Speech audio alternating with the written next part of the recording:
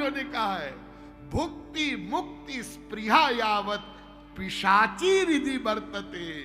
भक्ति रसामृत सिंधु में कहा है कि जब तक किसी मनुष्य के अंतरकरण में भुक्ति और मुक्ति, भुक्ति किसको कहते हैं? भुक्ति माने भगवान से अलग रह करके जो स्वर्गलोक पर्यंत कामनाएं होती है, ब्रह्मलोक पर्यंत कामनाएं होती है, उसको कहते हैं भुक्ति। भा में लाइन कटी हुई रहती है ना, हाँ, और मुक्ति, मुक्ति में लाइन मिली हुई रहती है। तो मुक्ति माने ब्रह्म में मिल जाने की कामना, ये मोक्ष सायुज्य मुक्ति। ये जब तक हृदय में रहेगी तब तक भक्ति रूपी महादेवी नहीं आएगी, भगवान का प्रेम नहीं मिलेगा।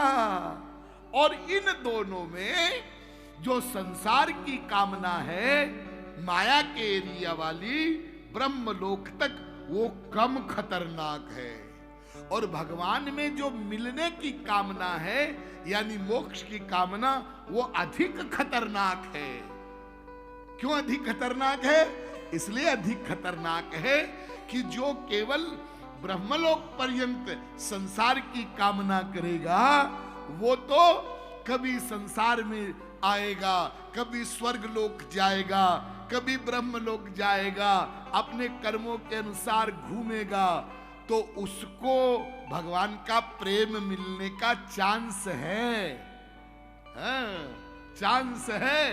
क्योंकि वो बार बार आएगा, तो कभी मनुष्य का शरीर मिलेगा, कभी कोई वास्तविक संत मिलेगा, तो उसको समझा देगा, तो वो भक्ति करके भगवान का प्रेम, भगवान की सेवा पा लेगा। लेकिन जिसका मोक्ष हो गया, वो तो ब्रह्म द्रव में विलीन हो गया, मिल गया, सदा को गया, उसकी इंद्रिया मन बुद्धि सब समाप्त हो गए। अब वो उसमें से वापस नहीं निकलेगा, अब उसका जन्म नहीं होगा, अब उसको मानव देह नहीं मिलेगा। इसलिए जिसका मोक्ष हो गया, वो भगवान के प्रेम से सदा के लिए वंचित हो गया। इसलिए उच्च कोटि के महापुरुषों ने मोक्ष की निंदा किया है। मोक्ष मत चाहना। हाँ, इतना जरूर है कि जिनका मोक्ष हो जाता है, वो जन्म मरण के बंधन से छूट जाते हैं। ये बिल्कुल सही है। उनको फिर दुख नहीं मिलता, कभी कोई कष्ट नहीं मिलता। ये भी ठीक है, ये भी ठीक है।